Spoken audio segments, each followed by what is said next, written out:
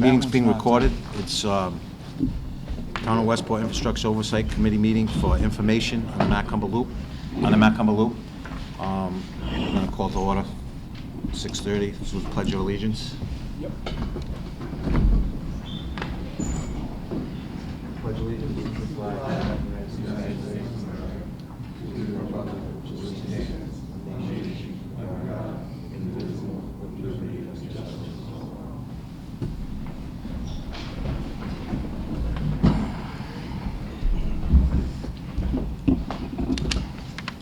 Okay, take it over, Roger. Okay.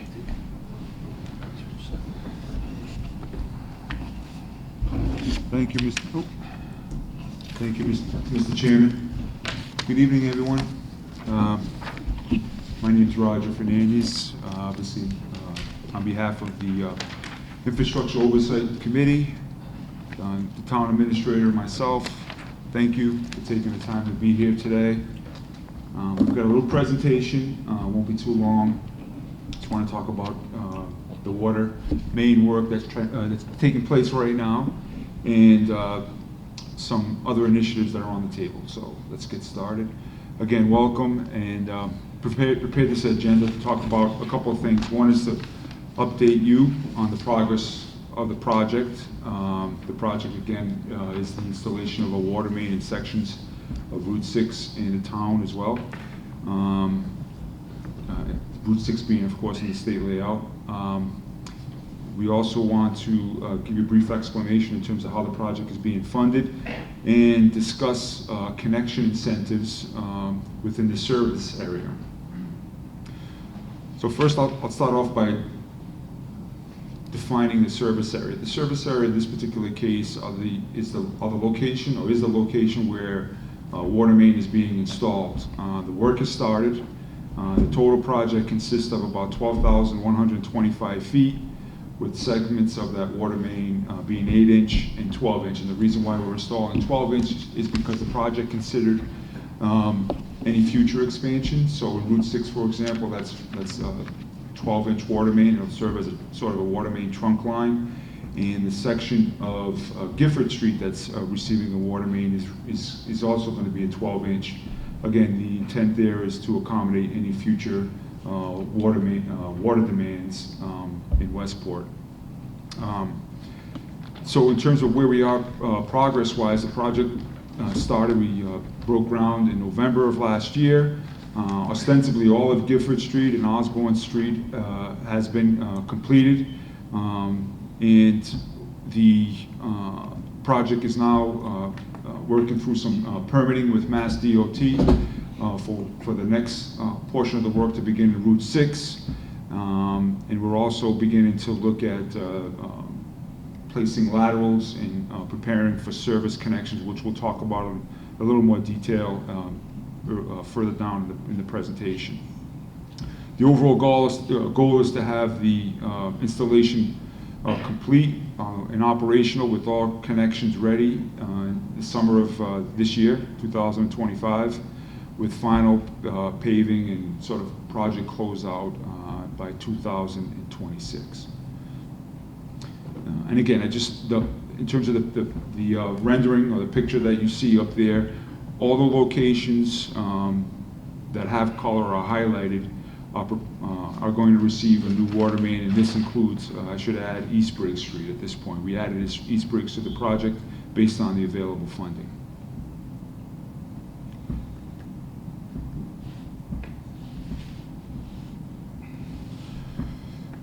So funding.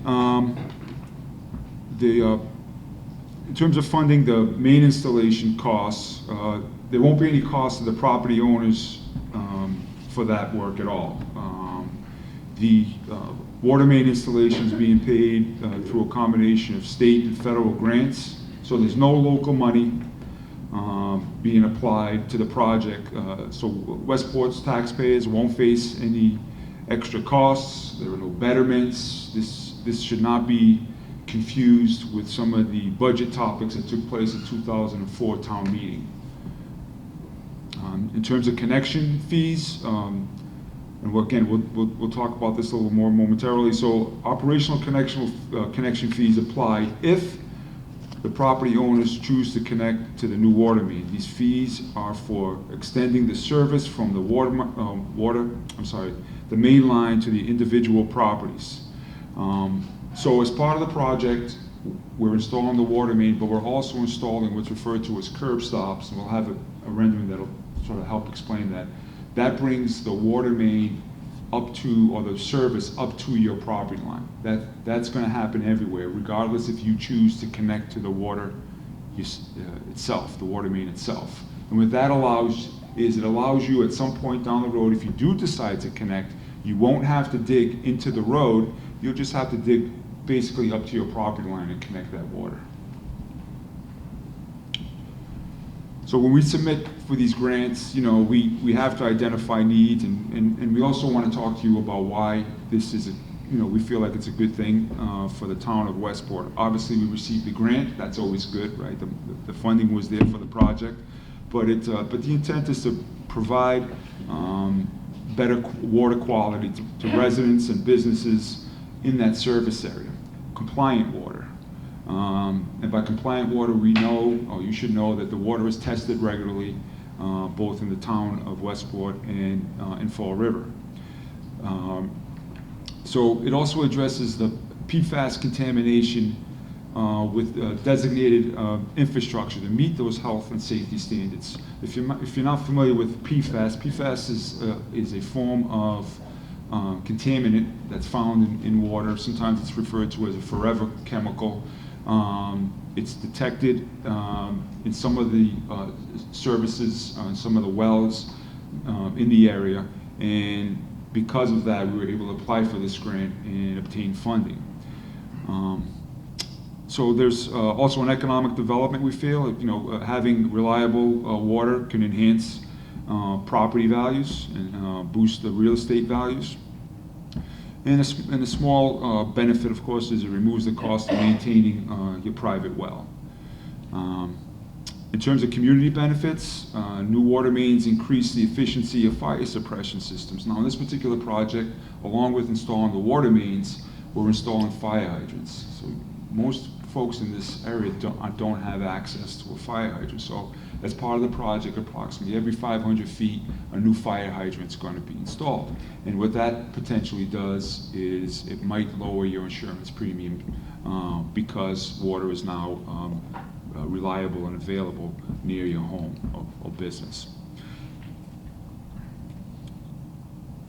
So a moment ago, I talked about terminating the water at your property line. That termination is terminated at what we commonly refer to sort of in the business as a curb stop. That's where all projects, all the property owners will see. There'll be a termination at your property line. But we're also considering or discussing connection incentives. The town may fund extensions of water service from the property line to the buildings, covering both the commercial and non-commercial potentially properties as part of the infrastructure project contingent upon available funding. So what is the town doing? Well, we're looking for to understand if we have early adopters, and when I use the term early adopters here, it is folks that want to connect soon, now. So in order to do that, we need to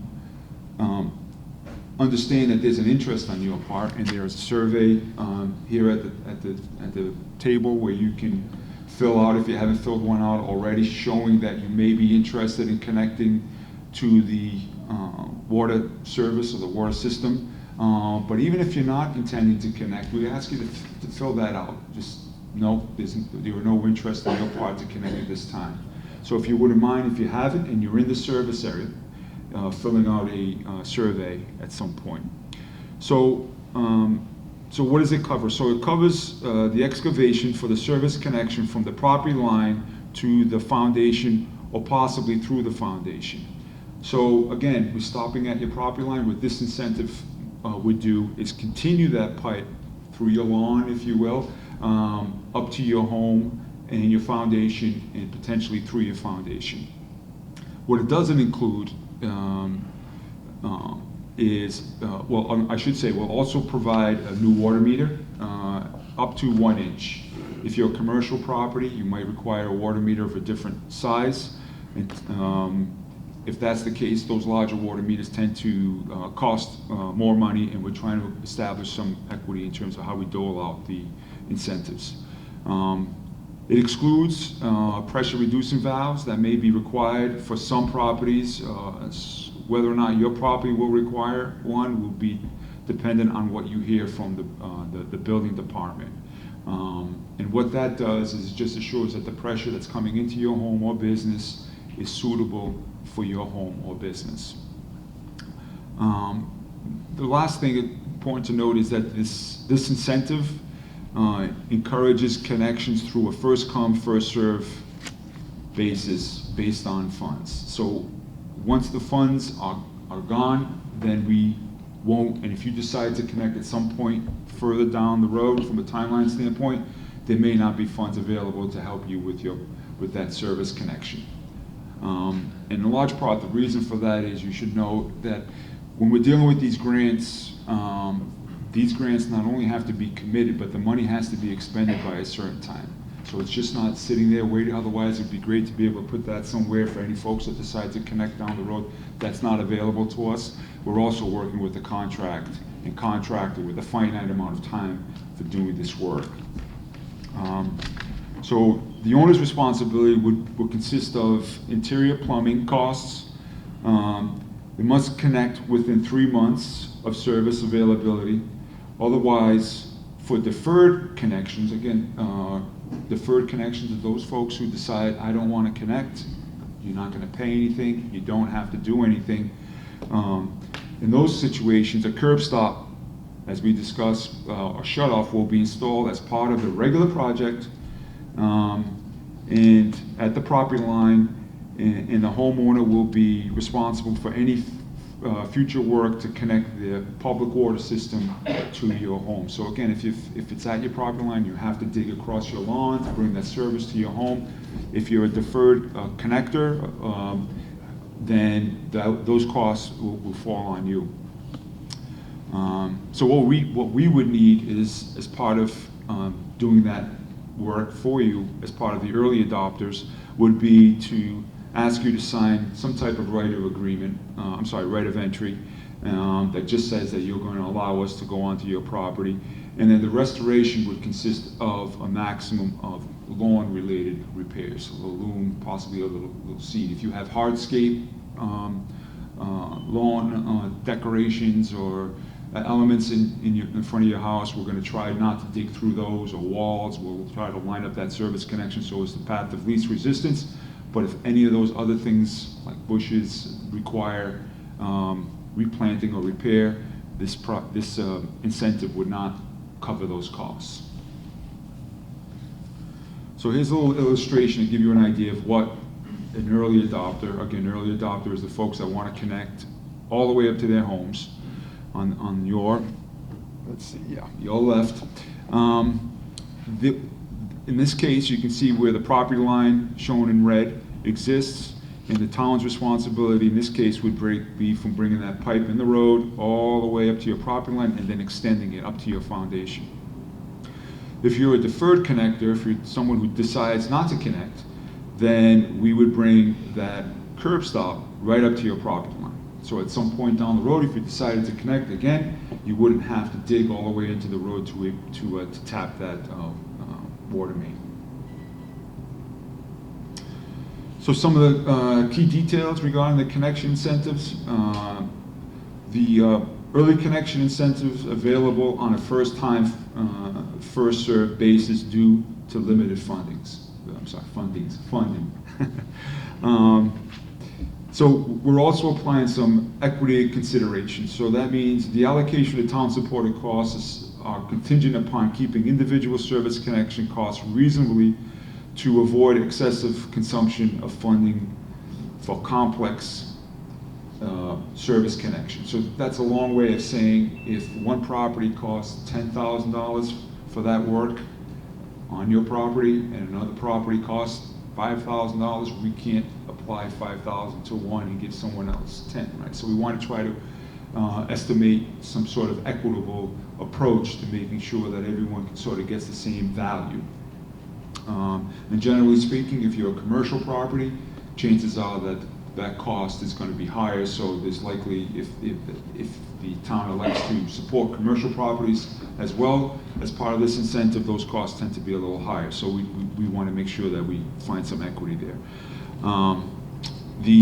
Again, just to really restate this, so there's limited time for funding. The town, through project funding, will pay for some private water service connections. This support is limited by the available funds. Town's coverage provisions of new water meter. So again, we're going to provide you with a new water meter up to a 1-inch meter, which a 1-inch meter incidentally will support just about all residential applications.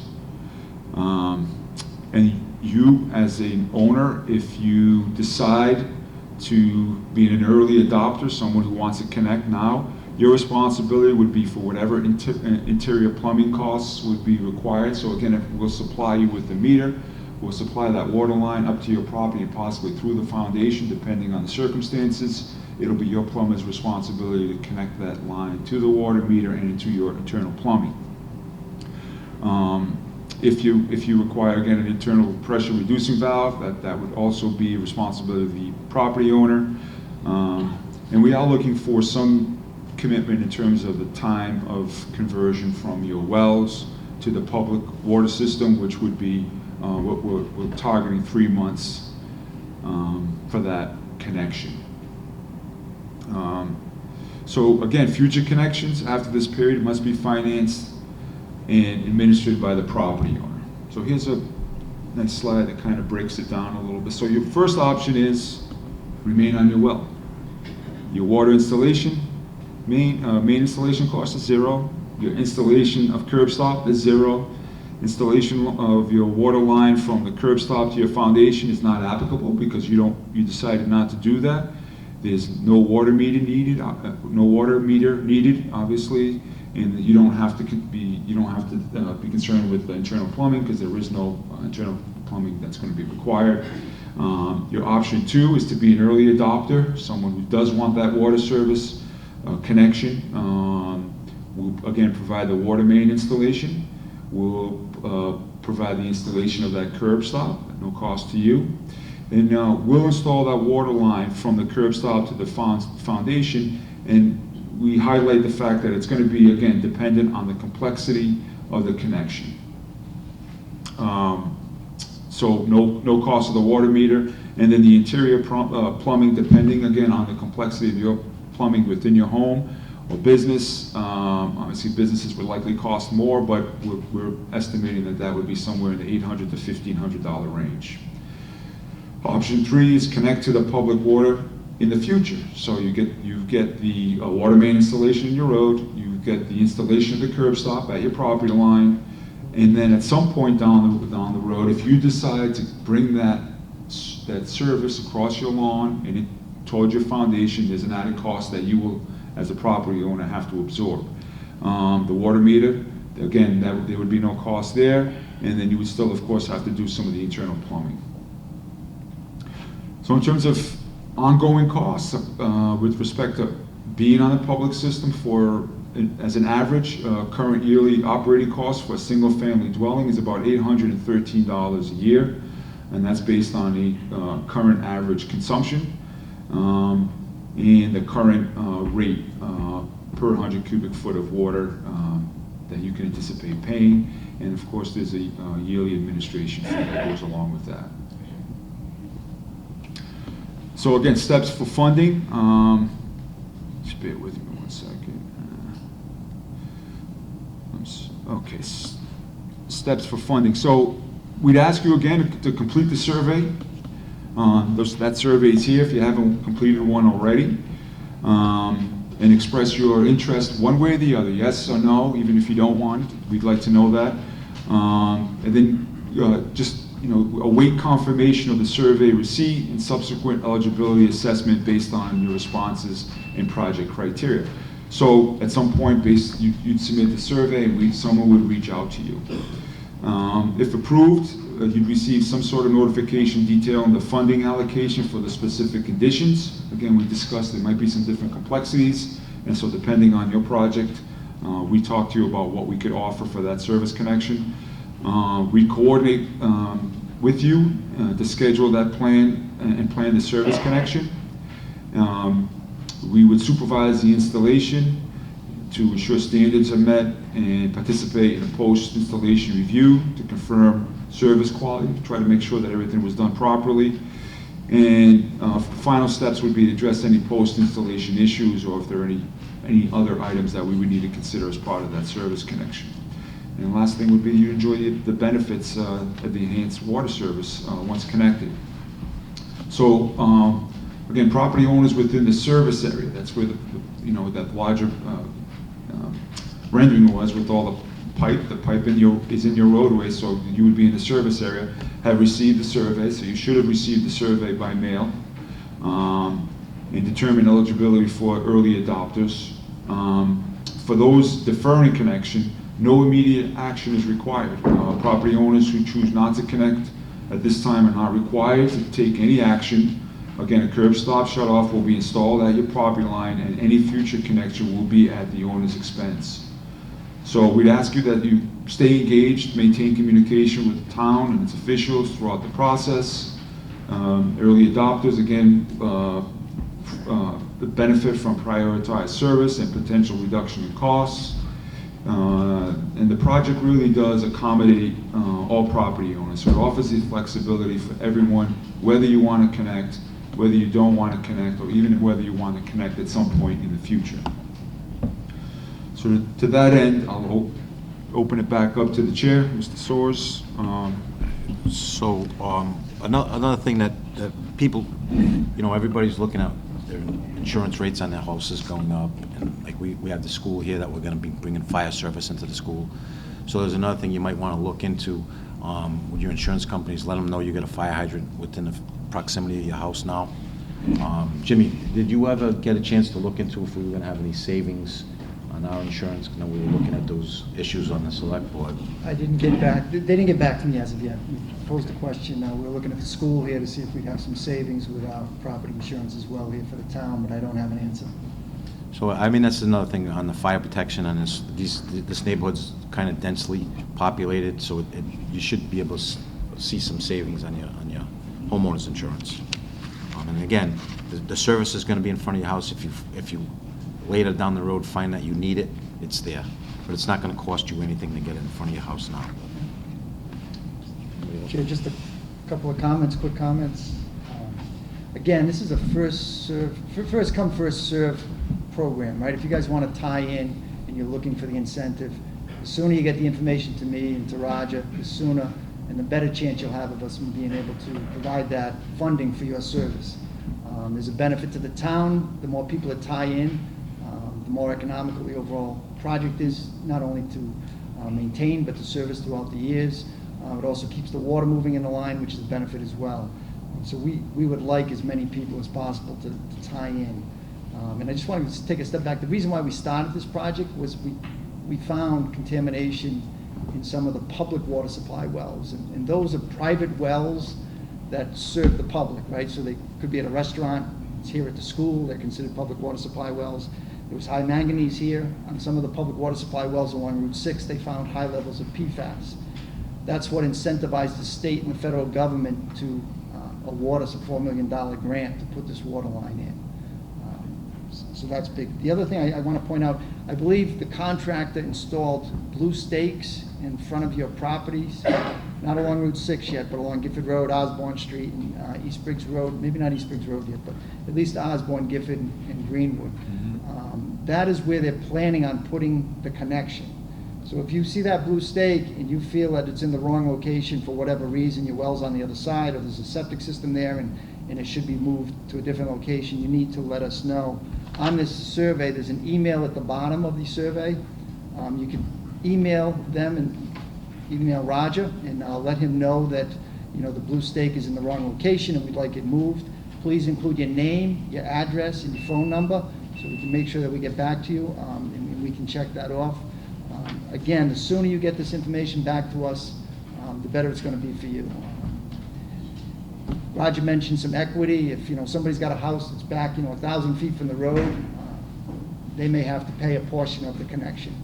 For the majority of the residential properties, we feel that we'll be able to offset those costs going into the foundation. There are exceptions, but I think for the majority, we'll be able to do that. That's all I have. All right, one more thing on that note, on the service and the reason we're able to provide it. So in this PFAS grant, there's some money left over from what we proposed on the water main, but it has to be used in this contract, and it had to be allotted to this project. So one of the things, that's why we're reaching out, and we need early people coming in, because whatever money is not gonna be used up for that, we're gonna use to extend water main. Like we're trying to get it under 88 over to the Briggs Fire Station, because they have a problem with the well over there. So we're providing this to people that wanna tie in right away, but we're gonna need to utilize all of these funds on this project. So that's what we'll be looking at. If people decide they don't wanna tie in, we won't be providing, that money won't be here down the road. Question in the back? Yeah, I know mixed-use property on 6, so one side is commercial, other side is residential. So how are you gonna connect the water system? I think if you fill out the survey that you're interested, that we're gonna have to go out, the engineer's gonna have to go out, or Roger is gonna have to look at each individual property, especially the ones with commercial and residential, and see if they can be served by one connection, or if it's gonna have to be more than one.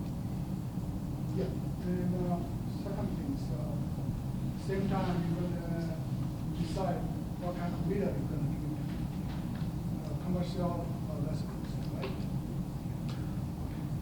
Yes, yep. So if you're a commercial property, when we put together the plans, we identified those service connections coming out to those properties as 2-inch lines right now. So you're gonna get a little bigger line in case if you're a restaurant, maybe you need dishwashers and you have that kind of, so that's what you can expect. And then you have, typically, for example, with this school, we'll bring in what's called a manifold, and there'll be 2 lines. For the sake of example, this building, we're a commercial building, one line would be available with the shut-off at the end of the run, at the end of the one pipe coming in would be available for fire suppression system. That needs to be typically a 6-inch pipe, could be a little smaller, and the other one would be a domestic. So there'll still be one pipe coming into your property, potentially, if you have a business, with 2 connection points. One for fire suppression, if you decide to introduce fire suppression, a sprinkler system into your building, and the other would be typically for domestic.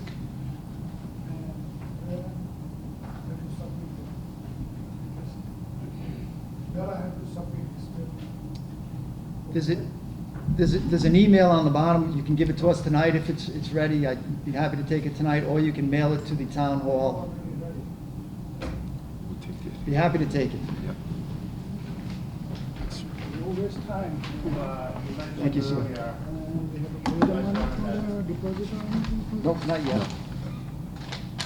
All set. Yep. Thank you. I'm sorry. One services, everybody, each house is gonna have one service, no less than one. That's correct, yep.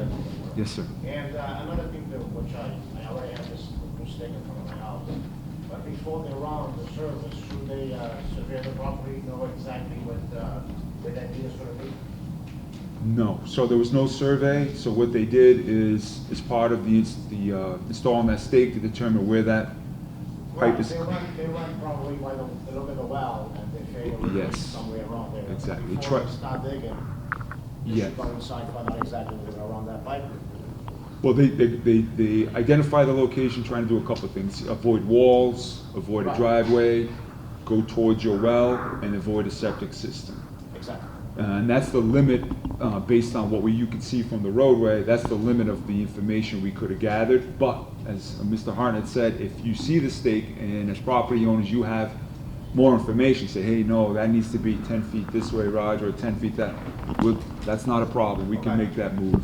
And when that day happens, if it happens, will we get notified earlier? With the day they went through the service? Yeah. Well, in terms of the curb stops, No, if we're gonna run the service to the house. oh, yes, I'm sorry, yes, yep.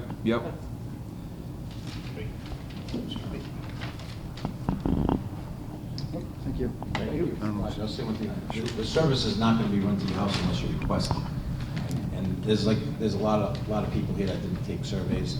So if you happen to be not in this immediate area where the water main's being installed at this time, but you think you have a need for water service when we expand it down the road, it would be helpful to us to know exactly those people that have a need for the water service. Even though it's not in front of your house now, and it's gonna be down the road, it would help us in future trying to attract and obtain future grants to continue expanding the surface in the area that needs to be serviced.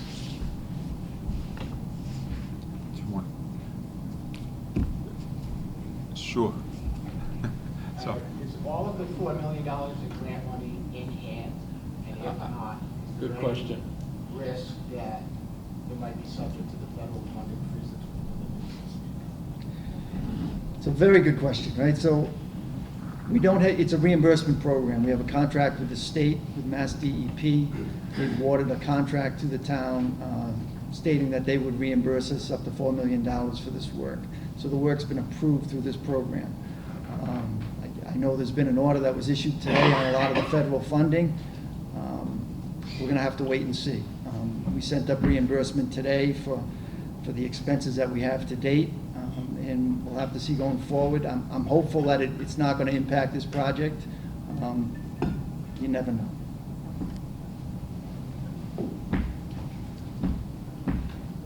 Yeah, Manny, this guy on the right has had his hand up for Yeah. a while. this, Just two quick questions. The first one was, if we do decide to do it, can we provide our own plumber for the interior hookup, or does it have to be like off a certain list, or like? As long as the plumber is certified, you can have your own plumber. Okay. Yeah. And my second question was, this might just be a rumor I heard, but I heard something about if we were to sell our property and we didn't opt in, we would be responsible to hook up before we could sell the actual property. Is there any truth to that, or that is like a rumor? That's a rumor as far as I know. Okay. Yeah, and it would just have to be a licensed plumber. this one. If you don't live at the property, if you live off, away from Westport, will you have a chance to meet with the people who are doing the work before the work gets done? I'm gonna have questions. I'm so confused. Yeah, so once you fill, They'll contact once you me. fill out the survey, you'd be the owner, you'd be the contact person for that property. Okay. Do you have a hard copy of this information that you provided tonight? I will post it, we have the, I survey- have that. we have that, we will post the PowerPoint presentation on the website for the Thank you. town. And it'll be on TV and the internet. The existing well, their intentions are using that same water line to bring it into the house, or they're gonna put a whole new line right into the well, right into the foundation. That's a good question. So we discussed that a little bit, and it's gonna depend. So the answer is yes, there's a potential that you can intercept potentially your existing line that goes to your well. But I think in this case, it's gonna depend on each individual property and how we sort of do that. Okay, but my other question is, does the well have to be put on service altogether? Or can we still keep it, say, as fill a swimming pool or water our lawns? Roger, I'll answer that question. I So when you tie into this municipal public service, it's a different type of pipe than your well. So it's a 200 PSI pipe. The well pipe's a little bit different than that. So this service going to your house you can not interrupt your well if you want to keep your well for irrigation or something else. You're not gonna be able to use that same pipe because it's a totally different pipe. Tied into the well pipeline anyway. Right, the well pipeline is, they use, it's not high pressure. Pipe. So this stuff's 200 PSI, ASTM 200 PSI pipe, and the well pipe's a little different. They use hose clamps. This uses, I don't have that stick moved anyway, 'cause where it is right now, they come into my house, they're gonna have to dig up my driveway and everything. no, that's exactly why they put those blue stakes, and it's really important for anybody, even if you don't want the service, but you know what's on your property. So basically, that's what's gonna happen when the contractor's gonna come to install into your property.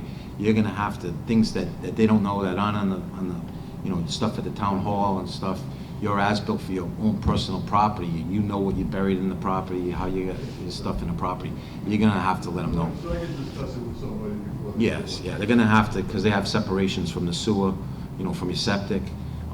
They have to maintain certain I want it, I separations. just don't want it to come in where they got. Right, and that's why it's really important to get in touch with anybody. If you want it, you know, and if you don't want it, and it's in the wrong location, later on down the road, if you have a need for it, it's better to have it in the right location now. I think it'd be less simple for if they do it closer to the warehouse.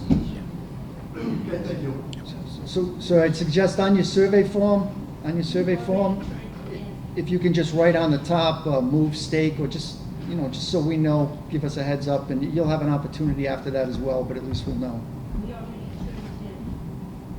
did. Okay, if you want to stop by later, I can mark you down. Okay. Glenn, he's been trying. Are there gonna be minimum use requirements for residential property as opposed to commercial property?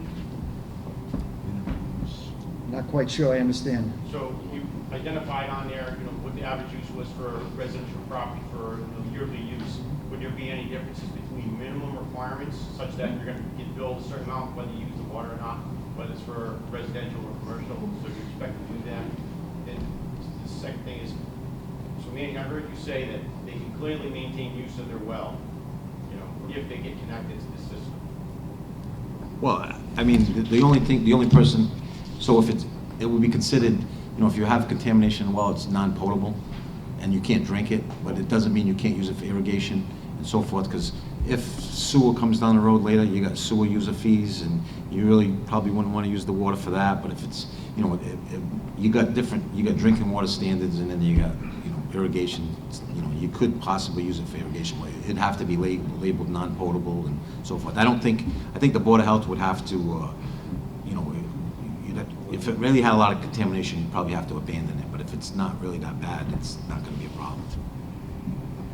And do you have a copy of the contract you were talking about for use with the property owners on work from the street to their house? Do you have a draft? Not yet, copy? we're working on that. We should have that hopefully in the next week. Thank you. Thank you. I want to do that. I want to go right to my well line, and I've spoken with the gentleman that dig it, and first I was told that you can't because they're not sure if the line that comes from your well to your house, what the condition is, what the state of it is, so they don't want to use that. At this point, I have a 1.5-inch well line. He says, what we can do though, is take a 1-inch and run it through Right. your well line. So I can disconnect from my well. I am going to try to set up for irrigation in the back, which means I'm going to have to run into the house and set up a compression tank or have some sort of underground compression tank which freezes, which is a nightmare. But you would have to do that, but you could. But you do have to separate it from your house. But you can run it through, and that's the easiest way. And my stake is on the wrong side, and they're really good about moving it wherever you need. You physically see, yep, that's a better shot to your well. So they're really easy to work with. So I think, I mean, I'm glad you said that, because I think it just raises the point that when we say it depends, we're not trying to avoid, you have different situations at each property, and so we're committed to working with everyone to make sure we do the best job we can to get the water to your home. So, again, a lot of it will depend, but the only thing we need from you is that communication, because we don't know what goes on in everybody's basement with everybody's well. It's just not realistic. So we need that collaboration from you as business owners or residents or property owners. So thank you. That was an excellent, and I appreciate you making that comment.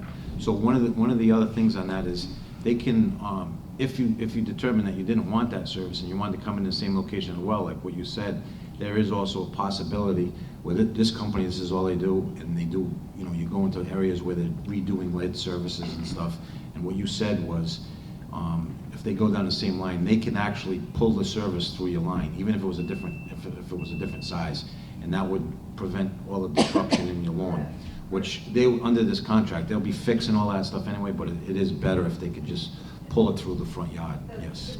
My house is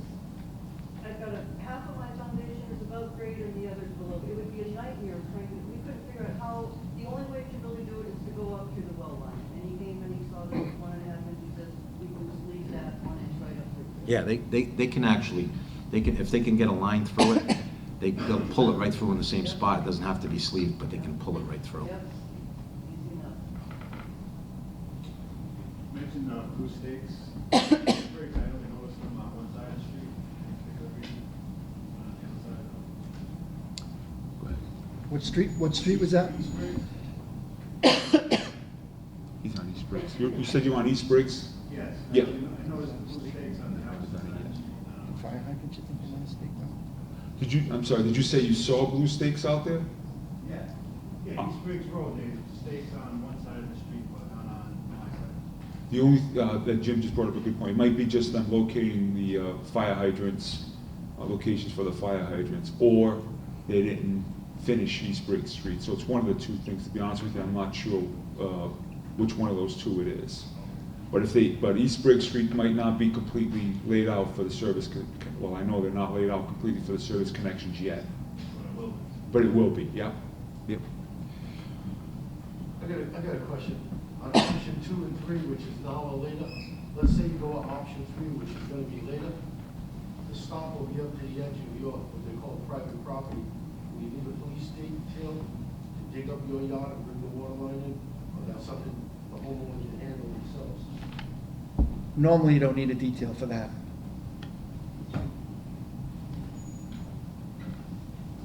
All Rivers, okay, giving us all this water?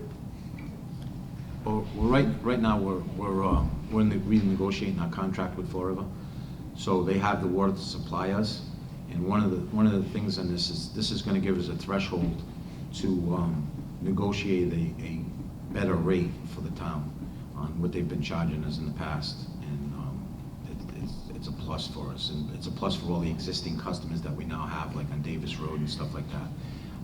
We're anticipating, and we'll know a little bit more in the coming weeks, but we're anticipating that the rates will go down. The more people that tie in, the better rate we'll be able to get for the town. When is the due to start on East Briggs? When are they starting? Yeah, East Briggs. Real soon, I would say within a week, we should see some activity on East Briggs Street. And it'll take about, to install the main down the road, which is about 1,700 feet. They're installing anywhere from 500 to 600 feet a day. So it's, within a week, they'll have most of that main installed on East Briggs Street. Okay, and how there's an option on here that says if funding is available, would you be interested in having your well tested? When will we know if funding is available, and how soon can we have our wells potentially tested? So if you fill out the application, we'll see how many people are interested. Based on the interest, and we would still need approval from Mass DEP to make sure that they would cover the testing. It appears that they will, but I don't have confirmation yet. Do you know if there is, like, what the best way for us to have our wells tested if it's not covered? Like, does it go through the Board of Health? Do you hire a private company? What do you do normally? Normally do private companies. Okay. There's a few out there, and I think the Board of Health has a list of companies that they've used or that service Westport. Okay. Jimmy, I think on, so where we got a PFAS grant for this, we have some other areas in town also that have this issue. I think that the DEP was requesting to test people's wells and knocking on doors. So I think there would be a service through the DEP that we should look into, Jimmy. I think anybody that would like to have their well tested that's in this area of town should have their well tested. And I believe we should be able to get funding from the DEP to test your well. I mean, that's why we're moving forward with this, because we have identified some contamination. And also, Roger, so when they're going down East Briggs Road, are we looking to go into 88 in this contract to service the Briggs Fire Station? How's that coming along? Well, right now, it hasn't been identified as part of this contract, but it's a good point. So we're working with, as we noted, the PFAS and some ARPA funding. Both of those, again, require commitment and expenditure by a certain date. And we continue to reevaluate if there are potentially any other areas that we could service. But we've got a couple of outstanding items that we know are going to cost a little bit. So we're just trying to make sure we have a good feel of the budget before we look at some of these other locations. So as of right now, East Briggs was an add-on, and there's potential for some additional add-ons, but it's going to be contingent on what we have for available funding. So one of the reasons that we're looking to get across 88 to East Briggs is because the fire station's well is contaminated. So that's a reason that we need to get it across 88. I guess it's fair to say, what well in town is not contaminated. Where we go. I guess that's why we need to let people test their wells. I have a question. Has anyone looked into the Mass Save to see if it would assist some of these residents with the install of the plumbing?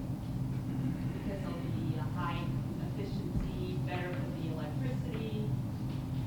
Has anyone looked into that? No.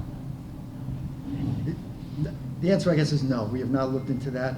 It's certainly something any private homeowner could look into. I encourage them to do that anyway, whether it's for the water, but just the savings and the incentives that they have on other issues. It's good to get involved in that program. So you go down East Bridge within the next week or so. At the same time, you go to the houses too? Like, actually, the houses that separate? Yeah, so it's usually separate. So if the main gets installed first. It's that 8-inch main down the middle, I shouldn't say down the middle of the road, down the road.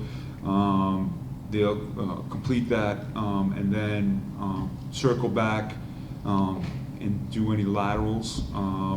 But generally speaking, to answer your question, the last thing they do is the service connection to the curb stop, and then after that would be whatever direct service connections to your homes would take place after that work. So that's typically the sequence. So going down East Briggs, are you tying into Route 6 also or no? Yeah, it's a good question, actually. So, 3 points of connection. Road, East Briggs and give not Gifford, Osborne. It's not Osborne, it's Greenwood. Woody. Yeah, so I'm sorry. So we're trying to create loops, right? So you want to keep the water moving, and it also gives you options if you have a problem with, you have a leak in the pipe, you can shut off one side and still provide service. So that's the intent on all these, where we can. That's another good question. Yeah, as Mr. Hartnett indicated, so the approach isn't arbitrary. So there's some thought that goes into that, and by creating these loops and connecting, it keeps the water moving, maintains the quality of water. If you ever wonder why they flush hydrants, one of the reasons is that the water's been sitting in the pipe for a little while and they want to get that new water into the pipe. So those loops are important to maintain that water quality. Thank you. Is this meeting just for the water, or is this meeting for the water and the sewer?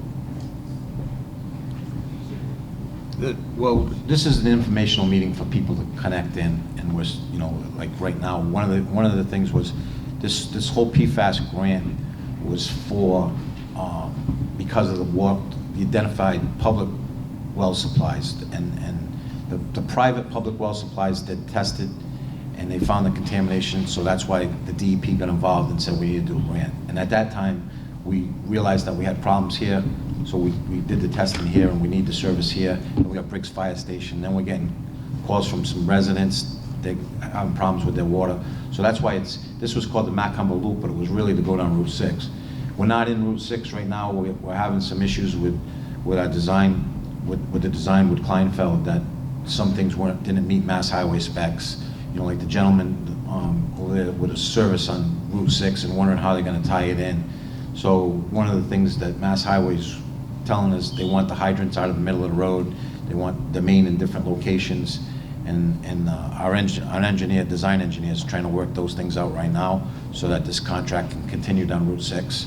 But the contract has started, and we should have the Macumber Loop, once it's connected, it'll be chlorinated, brought up online, and then the service connections can come off of this. But hopefully, while that's happening, we can get Route 6 issues with Mass Highway clarified, and they can continue the work down Route 6 to hit those public water supplies. That they're all pre-existing, non-conforming public water supplies, because in today's day and age, the cone of influence for a public water supply is somewhere around 500 feet, and these are all existing on small lots, or restaurants and different things that are out there that are outside where it is.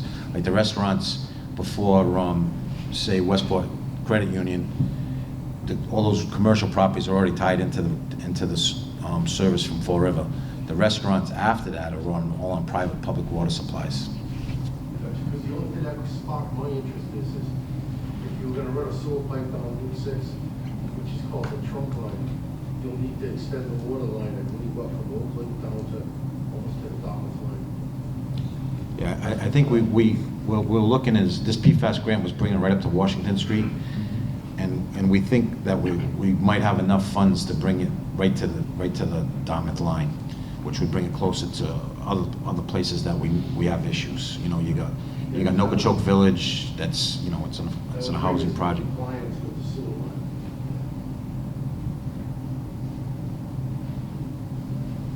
I can just say one more thing. When it first went in, I was a little bit confused about curb stops. They didn't have any stakes out there, so I wasn't sure where it was gonna go. So I called the town and they said it was gonna go where I didn't want it to go.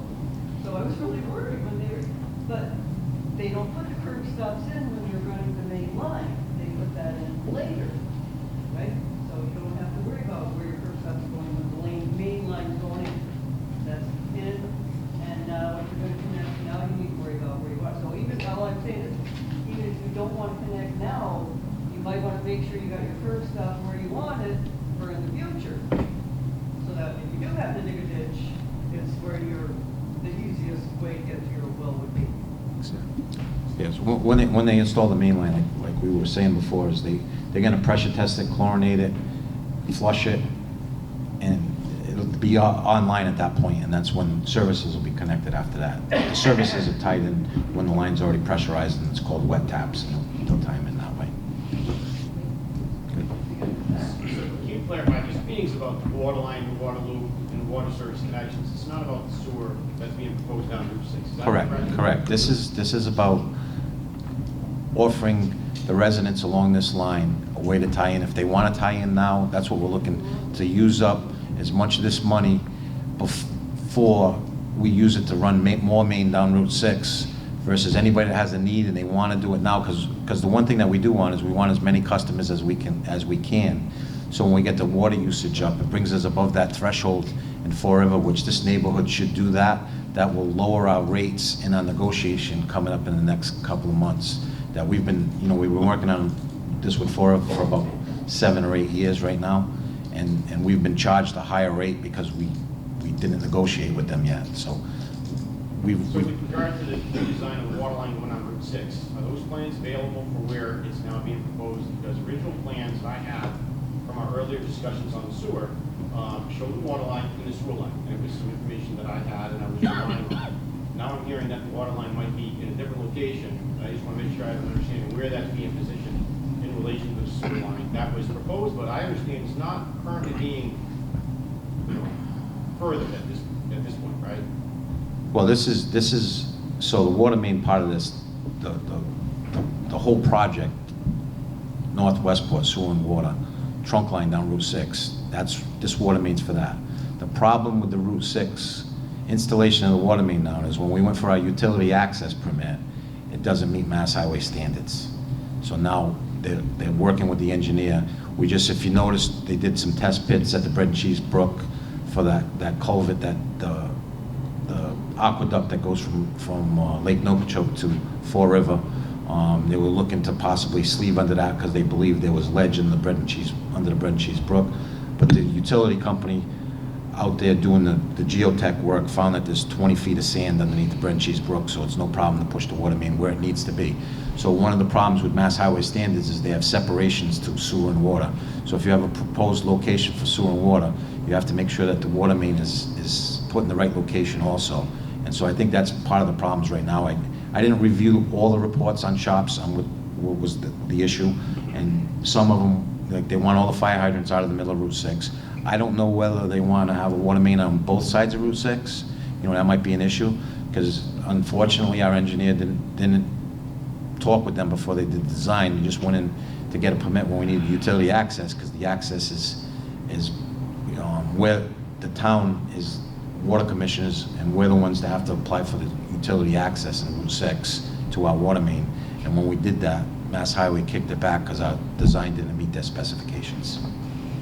So just to follow up on what the chair said, so the original design showed fire hydrants in the center island, similar to the rest of Route 6 that has water. So the engineer was following that, but Mass Highway, he's correct, Mass Highway wanted it outside, closer to the edge of the layout, so that was done.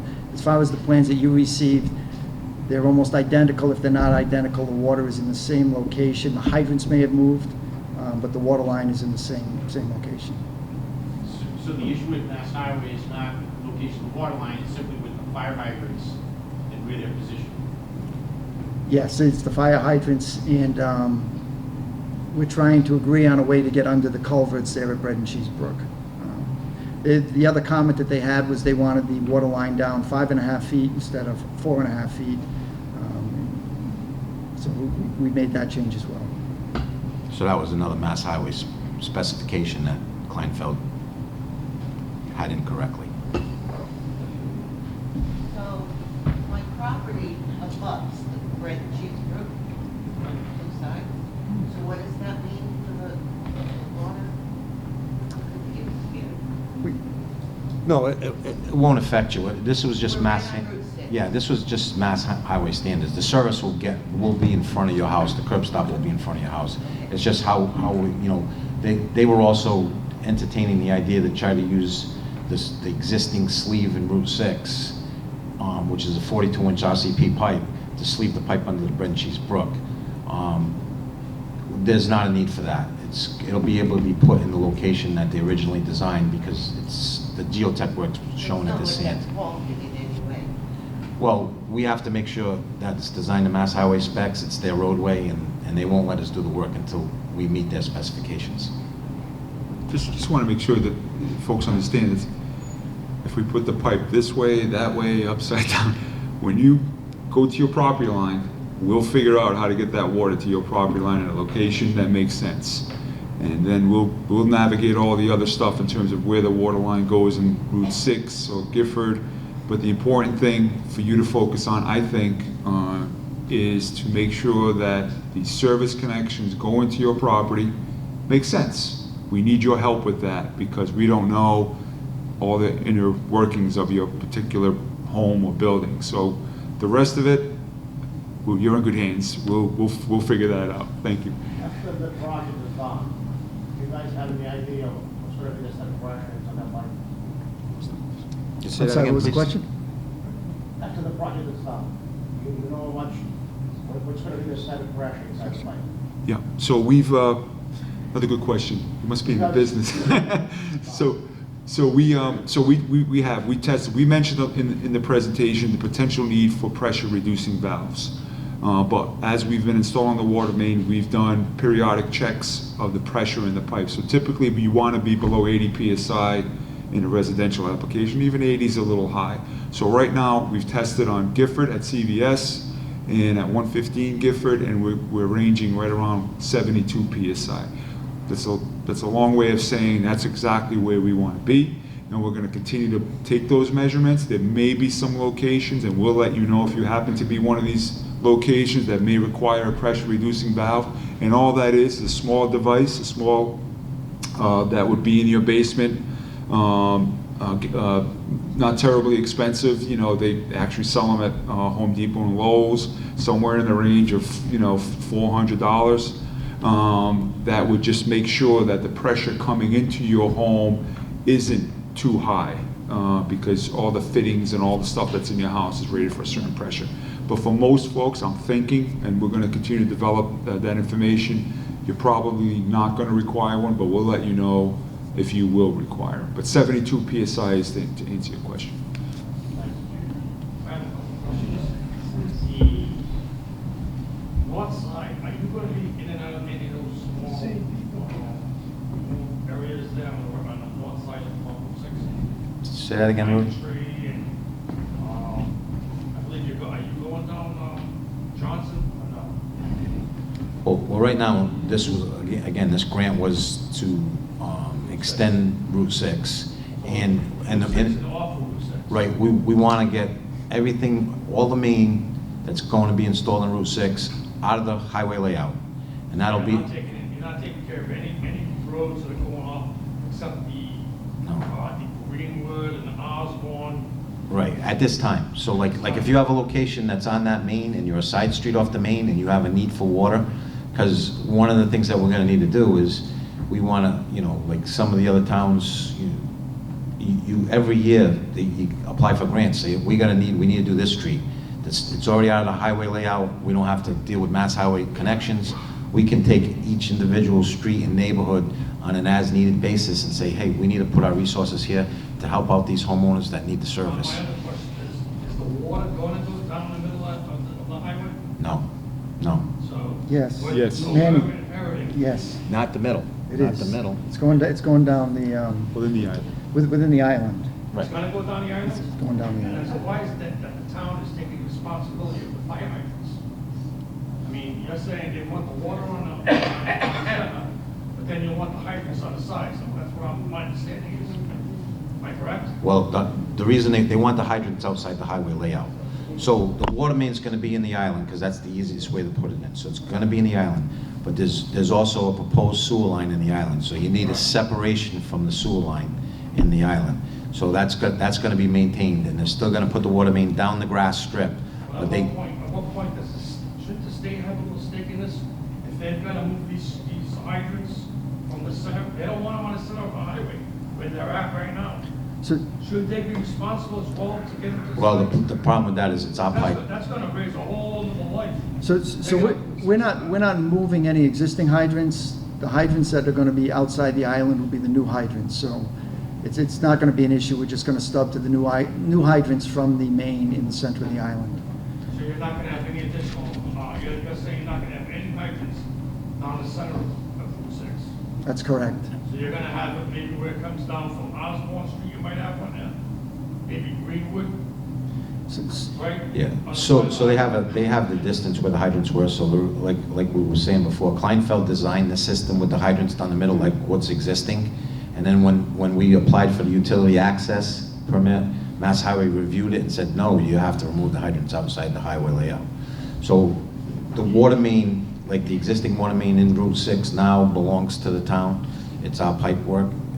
This one going in is gonna be the town's. It will be in the Mass Highway layout, and that's why they're telling us, how we need to do it, because it's in their layout. And then we need their permission anytime we wanna go inside to service it or connect to it or all of that. So like a lot of those streets in the first, when the water main was done for Davis Road and stuff, it didn't get taken out of layout, and it was costing the small businesses that they couldn't afford, like a small restaurant can't afford to get out of layout. Right now, you're looking, it's probably, if you want to get a 6-inch fire service out of the Mass Highway layout, it's probably going to cost you $70,000 or $80,000. So that's why it's pretty important for the businesses and for the residents to get this outside the layout and sitting in front of their house if there's ever a need that they need it. So the existing fire hydrants will still have to be moved, correct? Well, I mean, I'm like I said, I looked at the shops. No. You don't know what's going to happen with Mass Highway. That's why we're going back and forth and we don't have permission yet. We can't say that Mass Highway's not going to tell you got to get it out of there. I did speak to a transportation secretary from the state sometime last week. And she said they were waiting for Westport to install the sewer line so they can continue forward. Same people over and over. So we eventually have to move on, or? Any other questions? Do we have to move those hydrants down Route 6 or not? Excuse me? Do we eventually have to move those hydrants down Route 6 in the future at some point? Honestly, I don't have a crystal ball, but, they've been there for 30 years. We have not been asked to move those. They said the new hydrants that we're looking to put in, they wanted to make sure that they were not in the center island. And it may have been because their regulations changed over the years. It actually provides more fire services for the residents because we're gonna have to install a few more hydrants on both sides of Route 6. So overall, it's beneficial to the town and to the residents, but it's gonna cost a little bit more money. I'm just really hoping for some left turn lanes is all. Am I correct in assuming that the dead-end streets that run off Osborne are not part of this project? There won't be any pipes going down those dead-end streets? There's all along this project on the main line that's going in right now on the loop. Every street will have a gate tee off that main to go further. That's similar to the service connections to the residents. So if you're going down Osborne, say Celtic Drive should have a gate at the entrance to Celtic Drive if there's ever a need to go down the street. They're not gonna so if you put a gate in now versus to do a wet tap later of an 8-inch to an 8-inch, that's why they put it in now. And then the stuff in Davis Road, for Davis Road down Route 6, they did that back in the day. They put T's and gates in the middle of the highway, but they didn't bring it outside the layout. And then when they went back, a lot of cases, they didn't even reuse them. So that's why we're trying to get the correct location for all this stuff. And that's, like we were saying on the service connection in the red, in the little blue stake in front of your yard, those are the kind of things that when you do. This was all in, this line was engineered, Kleinfeld designed it, and it was all designed for future expansion. So you're gonna see a lot of stuff for future expansion. So at the end of 6th and 5th and 3rd. Yes, those are all loops that we need to do. Like, if you look where the Cozy Nook is, Cozy Nook bring in the water service at their own expense when they built that building out of Mass Highway layout, and it's dead-ended right at the restaurant. And as a matter of fact, that's where the city of Fall River tests the water quality right there on a dead end. So that will eventually have to be looped up into Gifford Road. All of those side streets, when this project is finally completed, they will all be serviced by water. So on Osborne in particular, right, there's a few short dead-end streets off of Osborne.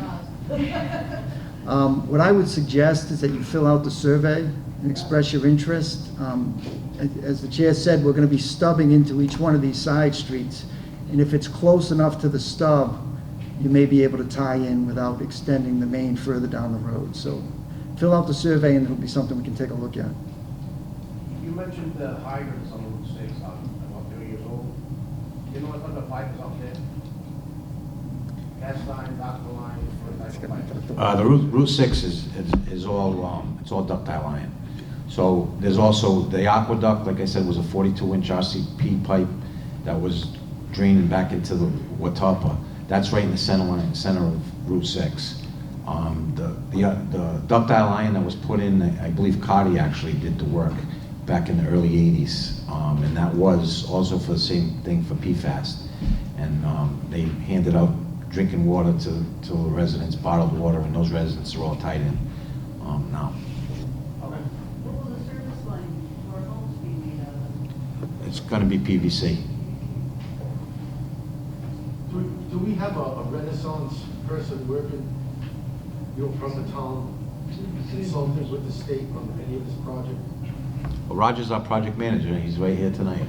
Was you in charge of the engineer that did the design that turned out the trail on Route 6 over there? Well, Who's behind all of that? Well, I think I might just say that, if you, and maybe you have, excuse me, gone through the process, trying to obtain permits from Mass DOT, dealing with the DEP, it's a piece of cake, I can tell you. You don't have to worry about it. They give it to you just like this.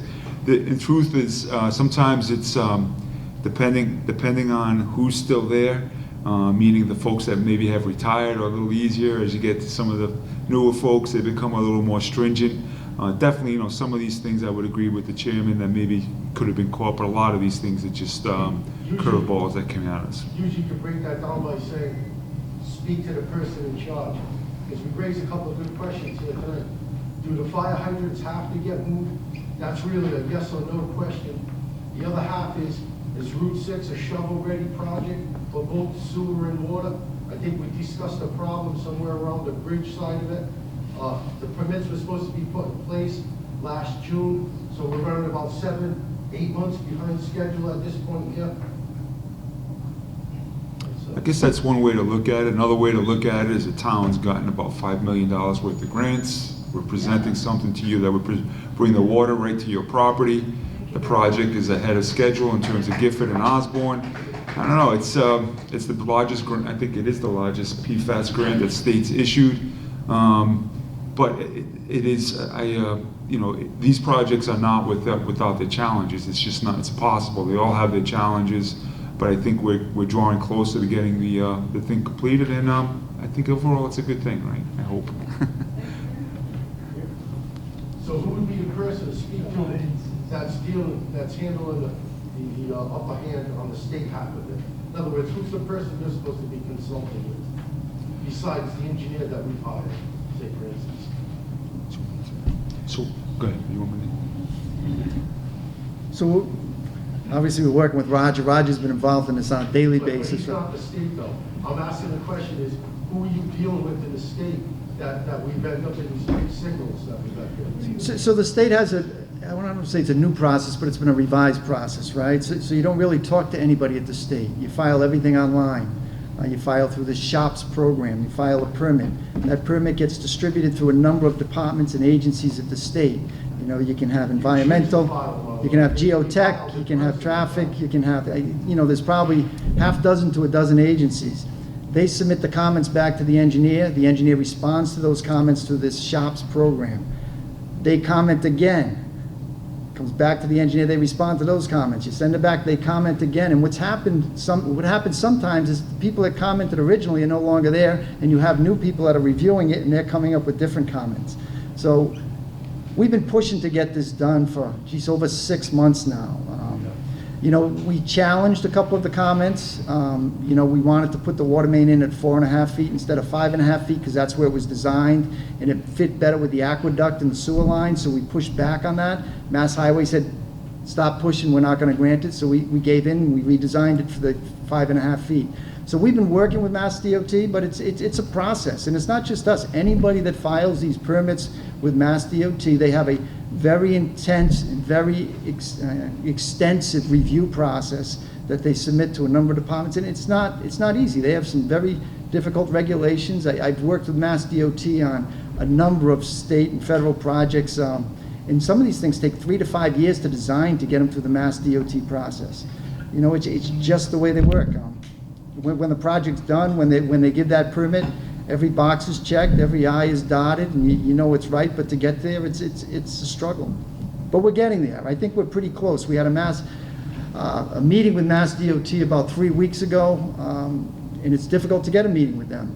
But they set one up.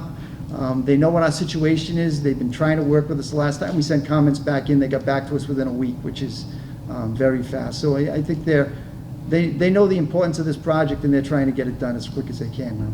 So it's basically you and Rogers, the Renaissance persons, engineer for the state.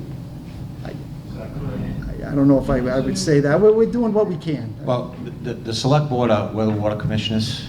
So this is called the utility access, and the utility access, the owner of the utility applies to Mass Highway for this. So we, the town and the select board are the water commissioners. We own the utility. So this permit, we're requesting this permit. So our contractor, our engineer, which is our design contractor, needs to design it to mass specs, and they want it designed before you apply, because they don't want to design it for you. They want you to understand what the specifications are, design it, and submit it to them, and they approve your spec. So the problem comes in when you have an engineer that's in Boston, doesn't have boots on the ground over here, and they're just crossing the wires. But we're getting close to resolving that. But it's Mass Highway, and it's Mass Highway's layout, and we can only do what Mass Highway allows us to do. We've broken up this permit and separated it between sewer and water. Well, it has to be, because it's a utility, the utility access, that's what it is. So this permit that we're going for right now is for, we're not rebuilding Route 6. Westport's not rebuilding Route 6. Right now, we're expanding our water main down Route 6. That's our utility access. That's all we're looking at right now, is to get this pipe built. If the sewer line project comes online somewhere down the road, we have to do the same process for the sewer line. But right now, it's just the water line, and that's what we're trying to get permitted. We did receive funding from Mike Rogers for $1 million. Engineer Route 6 of the water and the sewer. Yeah, that was complete, and that's part of this plan that was submitted. Mass Highway for the utility access was that plan, and those are the problems that we're coming up with now. We did pay that company $1 million something for the design, and that's what's going on. You're welcome. Thank you very much. Thank you.